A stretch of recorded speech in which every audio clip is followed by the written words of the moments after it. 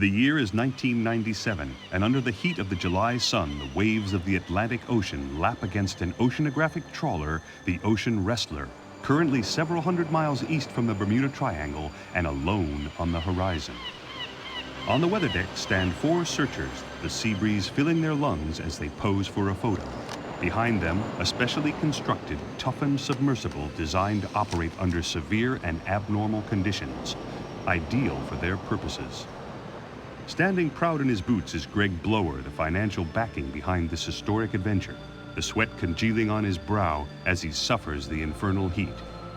Behind Mr. Blower is Simon Creek, officially Mr. Blower's bodyguard, unofficially the good-for-nothing nephew. Then, the enigmatic Helen Milton with her alert scientific mind, educated in the top colleges in the country. Finally, Professor Caldwell, world-renowned archaeologist, considered to be a fruitcake on the hunt of a lost cause by many in the archaeological community, but in his heart and mind, he knows the many clues and legends he has followed will prove true in the end. The four enter and seal the only exit to the submersible. The tension in the air is thick, and as the professor checks the oxygen pressure levels, the winch is started up and the submersible is slowly lowered into the deep, murky Atlantic Ocean. The search for a mystery hidden by the sands of time has begun. This is the search for Atlantis. Atlantis, a myth known around the world as the city which was sunken by an angry god. Many have searched for it and failed. The lost city has hidden itself well from the prying eyes of the world.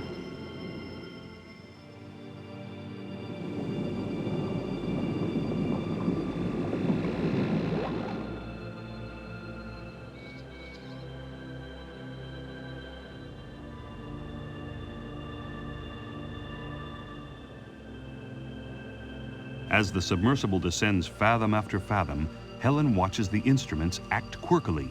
It started with a twitch here and there, then some unbelievable readings. Looking at his chronometer, the professor smiles to himself. A quick warning about an abnormal magnetic field puts Helen's mind at rest, but agitates Mr. Blower and confuses Simon. It happened so slowly they almost didn't notice. At first it was just a little dim and warm. Then as the sleek yellow submersible continued into the magnetic field, it got brighter and brighter and warmer and warmer. Then Simon noticed a fish, a big fish, a glowing fish. He pointed it out to the professor, who smiled and said it was a prophetic dolphin, reciting a passage written by Christopher Columbus, who spoke of mystic glowing creatures making ethereal noises and guiding them through dangerous waters. It took just a second for the professor to decide the path they should take, and as the dolphin began to swim further into the murkiness, the professor told Helen to use the dolphin as their guide. This drew more than a raised eyebrow from Mr. Blower, who was expecting a well-choreographed scientific mission. He wasn't expecting this. Guiding the submersible through the silence of the seabed, leading them right to the center of the magnetic field, Helen watched the radar as many other curious dolphins began to surround them. Helen smelt the burning electronics of the guidance console and knew they were going to crash.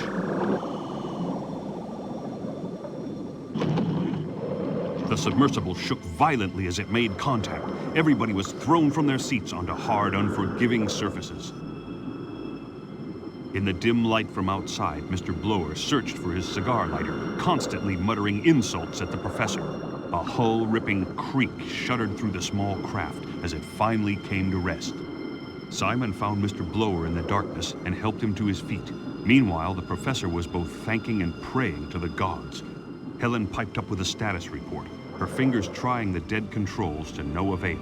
Most of the electrics were gone and the hull was taking on water. Then the professor suggested she should try the outside lights, as they had their own power supply. There it was, the professor's holy grail and Mr. Blower's unique business opportunity, Atlantis. In London, several days later, and in the middle of a snowstorm, a newspaper editor waits.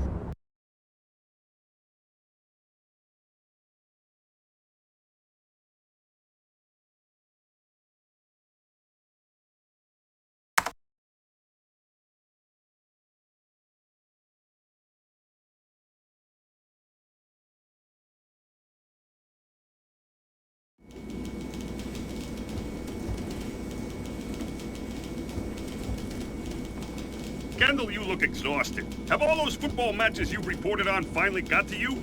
Not really. It's actually a great job. I see. Well, you remember a couple of weeks back you said you really wanted to be a serious reporter. Well, now here's your chance. I'm sending you to the Caribbean to find a missing professor. It's a top story, and I know you won't let me down. Well, did you say the Caribbean? Yes.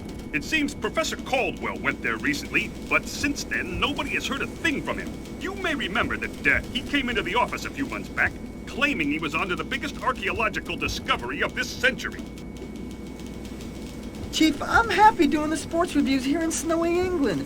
The Caribbean sounds great, but this is a job for a more seasoned reporter. Isn't there somebody else you could send? Now, Kendall, I think you're underestimating your talents. I've seen something in you which only the best reporters have. I think it's about time you went on a serious report. You're wasted on the sports section. This assignment will hone your skills. All expenses are paid, and you'll free use of the company's plane to get you wherever you need to go. You want me to fly in that rust bucket across the Atlantic? Forget it! It's not so bad. Here, take this rum. Have a quick drink before you take off, and you'll be out like a light. You'll find that she'll hold together once in the air. Are you sure you can't get anybody else to do this? I'd go myself, but I'm working on this ancient languages piece for the next issue. It's fun for an old connoisseur like me, but you wouldn't appreciate it. The Caribbean, I'm beginning to like the sound of sun-swept beaches and... Bye, Kendall. Go find me that professor. Bye, slave driver. Oh, I mean, Chief.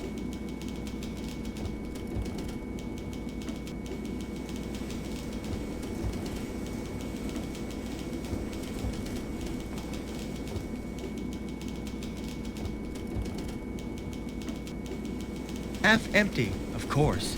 Or as the editor would say, half full. Oh, look! Here are the chocolates we gave him on his birthday. I don't really want the last couple of almond ones. Yuck!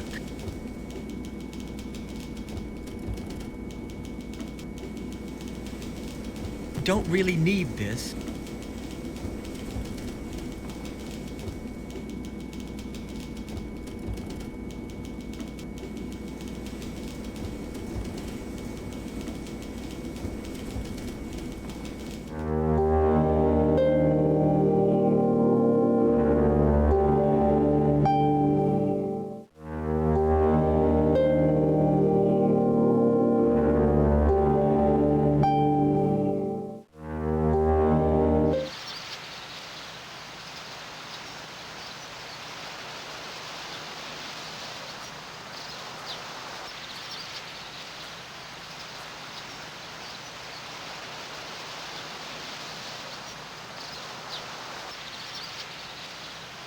Excuse me, ma'am, but what are you painting? From here you can only see the fountain, some buildings, and a couple of palm trees. Don't call me ma'am. Call me Judith. Old Aunt Judith. World-renowned psychic painter. Okay, Aunt Judith. And what is it that you are painting right now? I'm painting your future. But this is not the time to ask questions. You're a good-looking young man. Don't you have a girlfriend? You're the psychic one. You tell me. It doesn't work that way.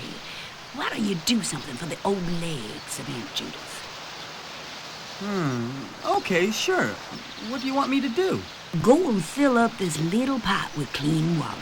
You see, I can't wash my brushes with this dirty water. Okay, I understand. Well, just give it to me, Aunt Judith, and I'll see that you get some clean water. Good. Thank you.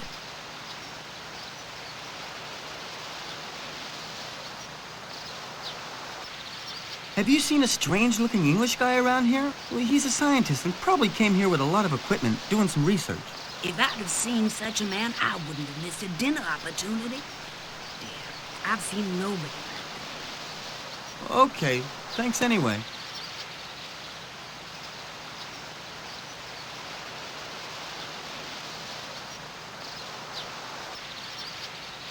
This stuff really stains. I've got to be careful not to spill it on anything valuable.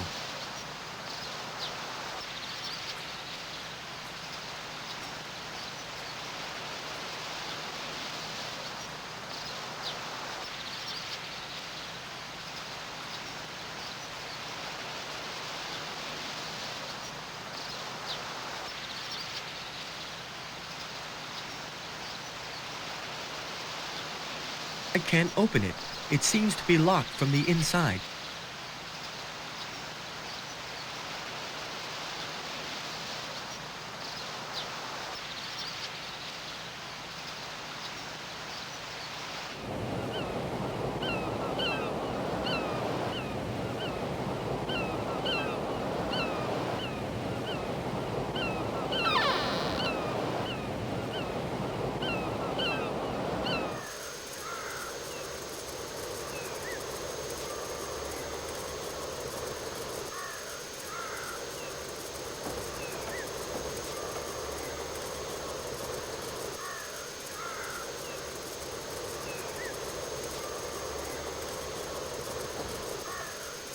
I better not. If I lie down, I'll fall asleep.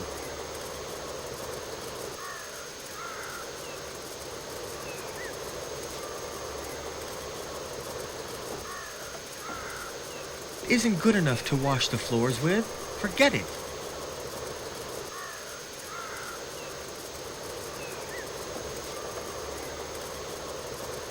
If I can make out this terrible handwriting, I think it reads, maybe Simon is a fool, but he's strong as a lion. Who is this Simon? With his bare hands, he tore up the headstone from the floor.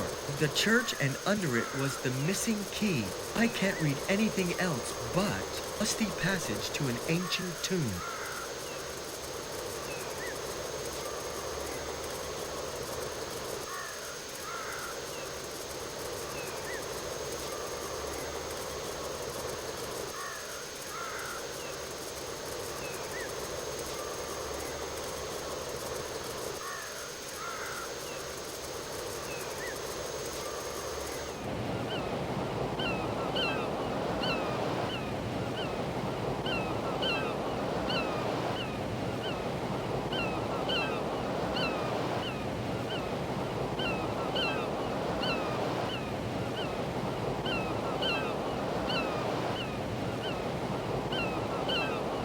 I'm no strong man.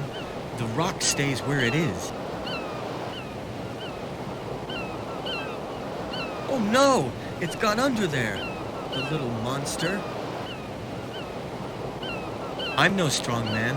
The rock stays where it is.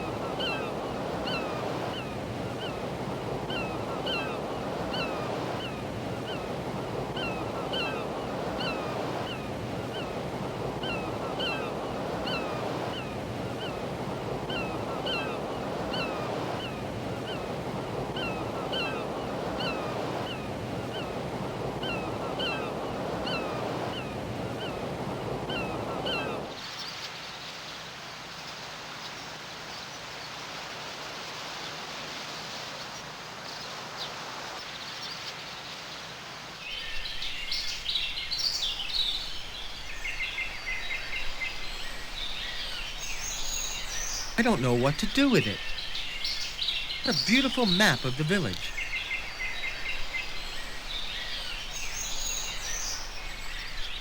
It's a real antique. Who knows where he found it? Better not. If it falls to pieces, I'll have to pay for it. He doesn't look very friendly. Excuse me, friend. Is it possible to visit the museum? Certainly, if you pay for a ticket. Why did you leave your old wreck right here? Old wreck! This is a classic Mustang. You just can't find these cars anymore. So, how much is an entrance ticket? $2.